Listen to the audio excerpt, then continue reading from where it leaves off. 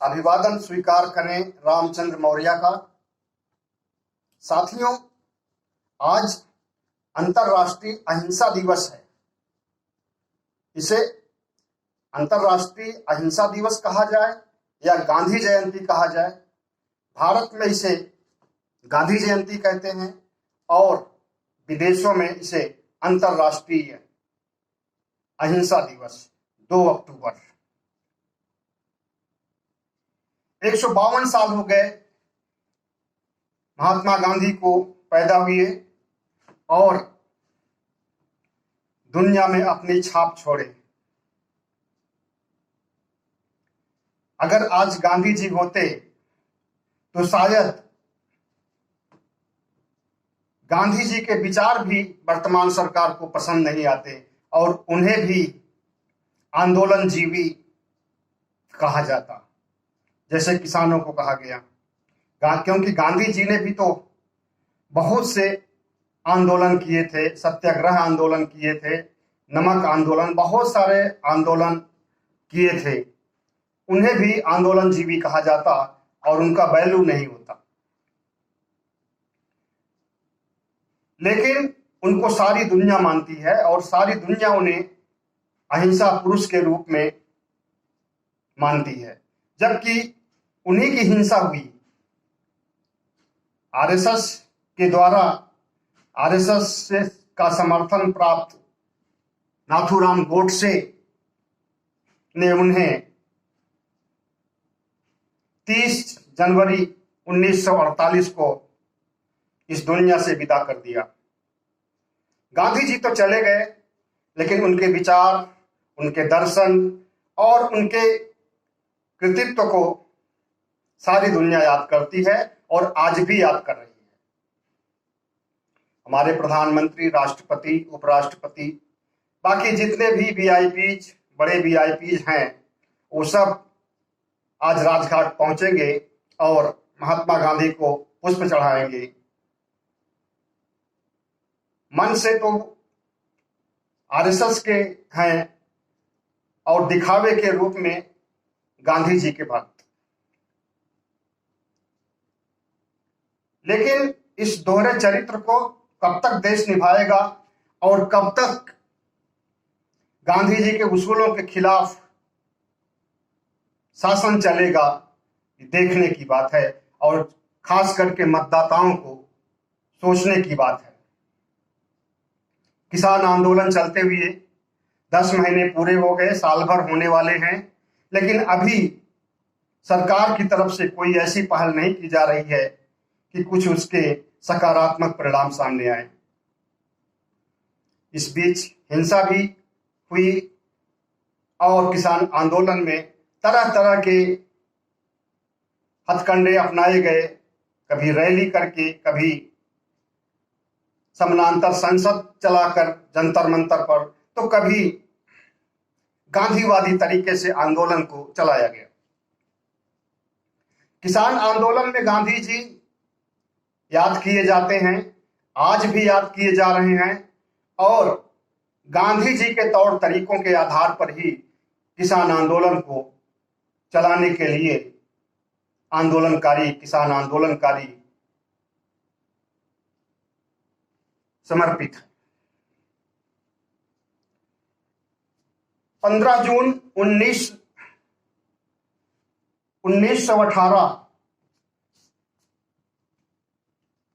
नहीं, सॉरी, 15 जून 2007 को संयुक्त राष्ट्र संघ ने गांधी जयंती को अंतर्राष्ट्रीय अहिंसा दिवस के रूप में पूरे विश्व में मनाने का निर्णय लिया था। 2007 से गांधी जयंती का महत्व बढ़ गया है, क्योंकि अब ये पूरी दुनिया में मनाया जाता है।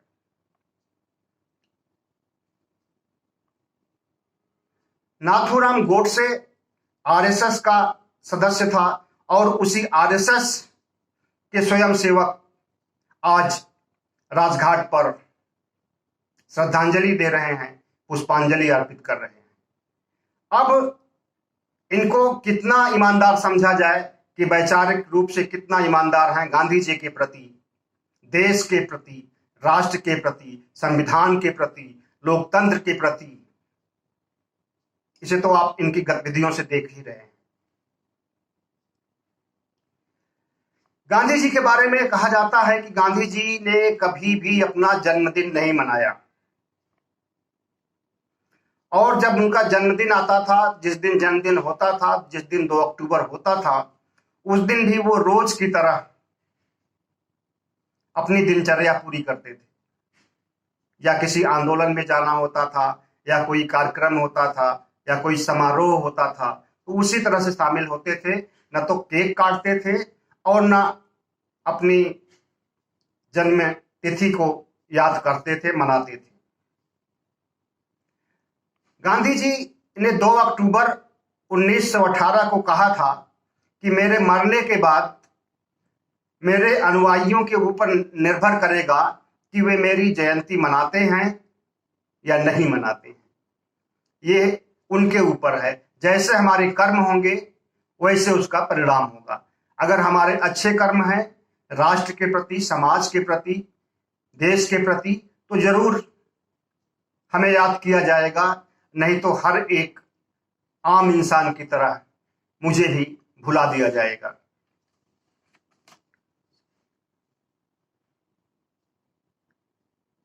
आजादी की लड़ाई में गांधी जी 1915 में शामिल हुए। उसके पहले वो पढ़ाई लिखाई और वकालत में व्यस्त थे। अफ्रीका में भी काफी समय तक रहे, लेकिन 1915 में उन्होंने एंट्री की और आंदोलन को, हालांकि राष्ट्रीय आंदोलन, आजादी का आंदोलन तो उसके पहले से चल रहा था, 1857 से चल रहा था। यानी गांधी जी के पैदा होने के पहले से आजादी का आंदोलन चल रहा था, लेकिन गांधी जी की एंट्री 1915 में हुई।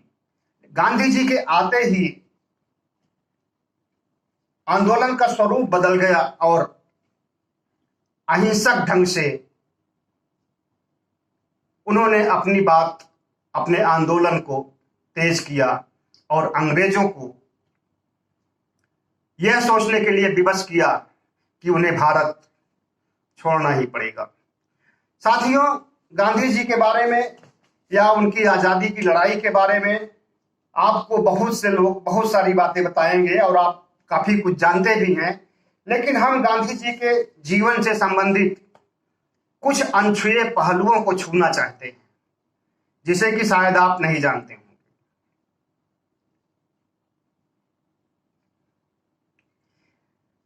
हर साल 2 अक्टूबर को महात्मा गांधी की जयंती ही नहीं, अंतर्राष्ट्रीय अहिंसा दिवस मनाया जाता है।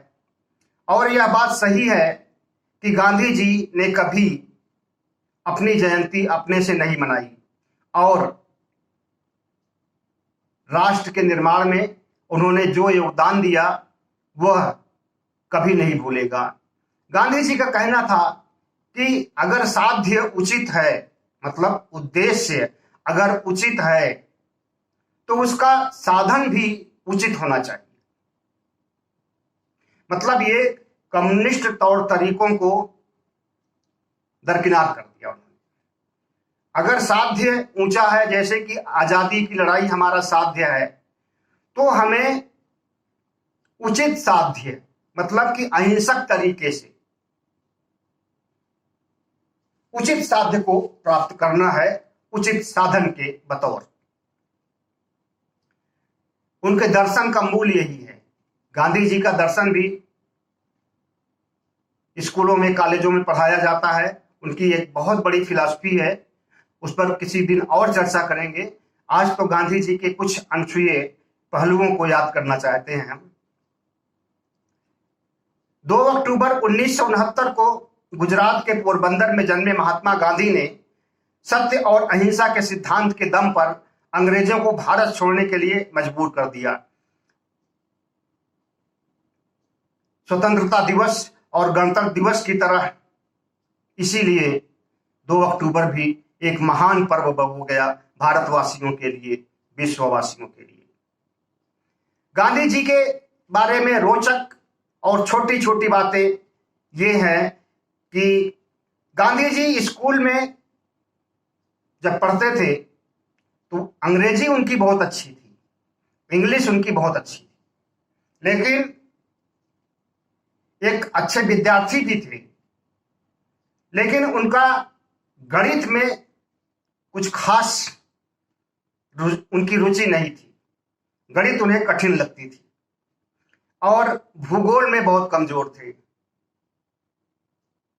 दुनिया को टहलने वाले, दुनिया भर में अफ्रीका तक में टहलने वाले और रहने वाले, वहां के समाज को योगदान देने वाले गांधी जी भूगोल में फिसड्डी थे।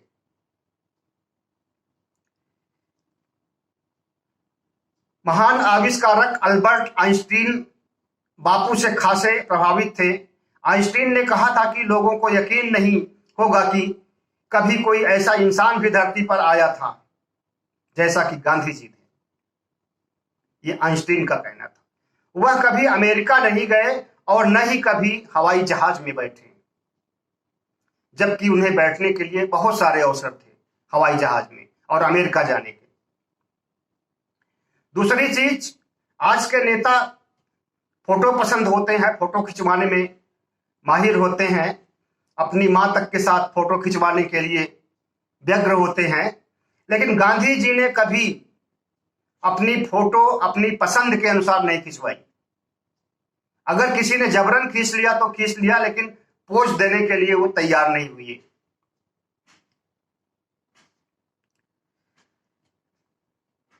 जब वकालत करने लगे थे तो वह अपना पहला केस हार गए थे।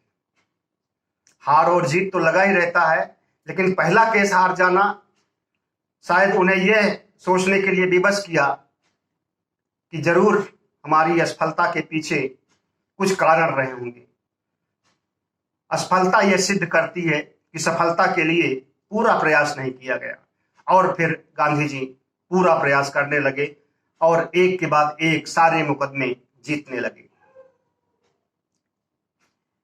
गांधी जी के दांत जा चुके थे और वे नकली दांत रखते थे और उस नकली दांत को अपने धोती के कोने में लपेटे रहते थे। जब खाना खाना होता था तब उस दांत को लगाते थे, खाना खाने के बाद साफ करके फिर धोती में बांध देते थे। उनकी शव यात्रा में करीब 10 लाख लोग साथ चल रहे थे और 15 लाख से ज्यादा लोग रास्ते में खड़े हुए थे। उनके अंतिम दर्शन के लिए लगभग 15 लाख लोग खड़े थे। उन्हें 5 बार नोबेल पुरस्कार के लिए नामित किया गया। 1948 में भी उन्हें नोबेल पुरस्कार मिलने वाला था, लेकिन उसके पहले ही आरएसएस के आतंकी नाथूराम गोडसे ने उनका काम तमाम कर दिया था। श्रवण कुमार की कहानी और हरिश्चंद्र के नाटक से गांधी जी बहुत प्रभावित हुए थे। इसे वे कभी कभी अकेले में देखते और पढ़ते थे। फिल्में बनी थी इस पर।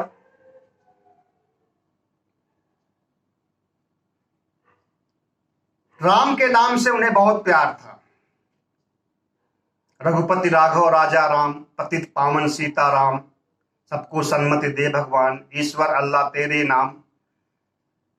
आरएसएस की सबसे बड़ी कमी यही है कि गांधी जी, और आरएसएस क्यों नहीं मानता है गांधी जी को, क्योंकि गांधी जी धर्मनिरपेक्ष थे और धर्मनिरपेक्षता आरएसएस सहित उसके किसी भी संगठन को पसंद नहीं है।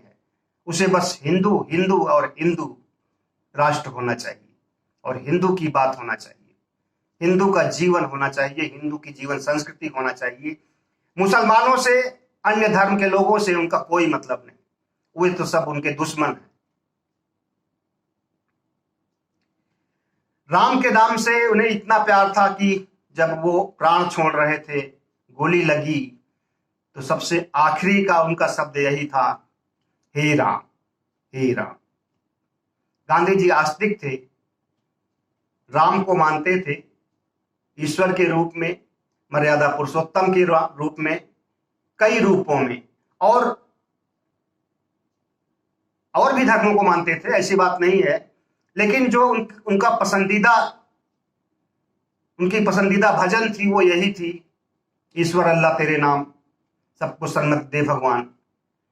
बाकी अन्य धर्मों में भी उनका विश्वास था और उन धर्मों के प्रति भी वो समर्पित थे।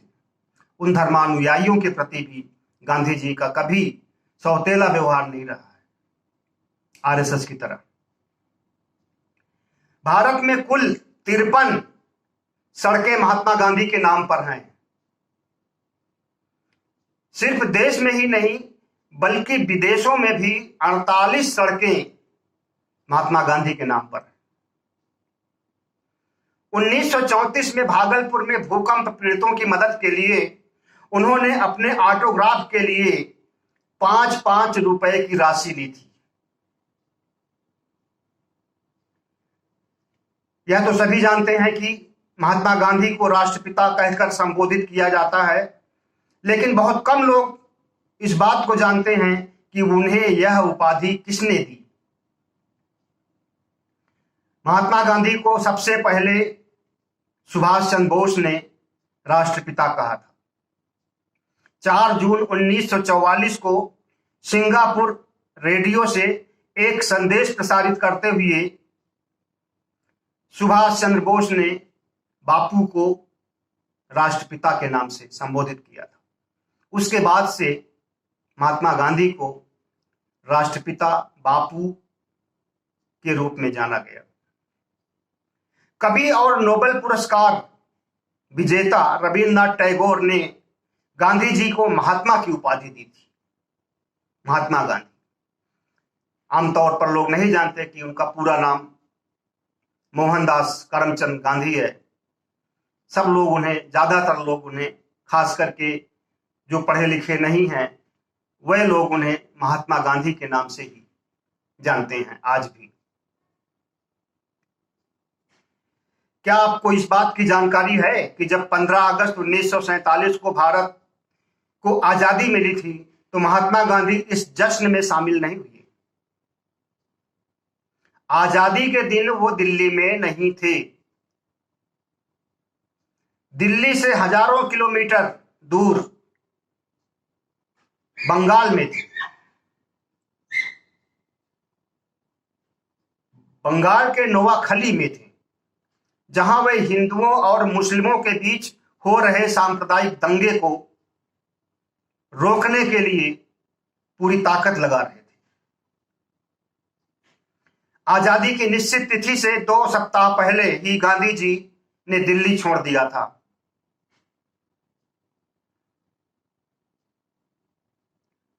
उन्होंने 4 दिन कश्मीर में बिताया और उसके बाद ट्रेन से कलकत्ता निकल गए, जहां साल भर से चल रहा दंगा खत्म नहीं हुआ था। गांधी जी के प्रयासों से दंगा खत्म हुआ। गांधी जी ने 15 अगस्त 1947 का दिन 24 घंटे का व्रत उपवास करके बिताया। उस वक्त देश को आजादी तो मिली थी, लेकिन इसके साथ ही मुल्क का बंटवारा भी हुआ था। इसी बंटवारे से गांधी जी दुखी थे।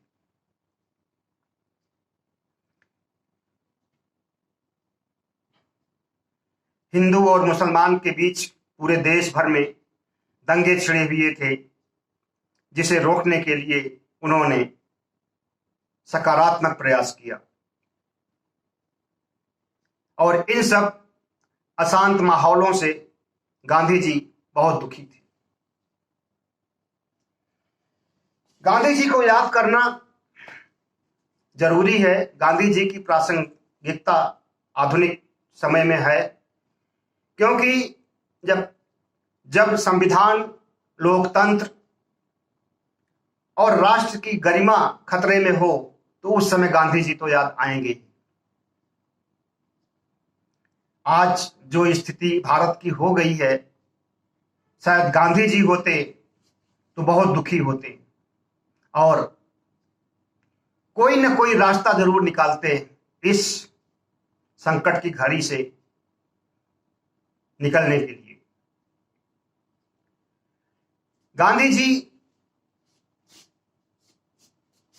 को याद किया जाए, इससे ज्यादा जरूरी है कि गांधी जी के बताए रास्ते पर चला जाए। अहिंसक तरीके से साध्य साधन के औचित्य को समझते हुए और राष्ट्र के की सेवा को सर्वोपरि रखते हुए अगर चला जाए तो गांधी जी के प्रति सच्ची श्रद्धांजलि होगी। नमस्कार। अगर वीडियो में कुछ अच्छा लगा हो, कुछ सीखने को मिला हो, कुछ जानने को मिला हो तो जरूर सब्सक्राइब कीजिएगा, इससे हमें ताकत मिलेगी। बहुत बहुत धन्यवाद।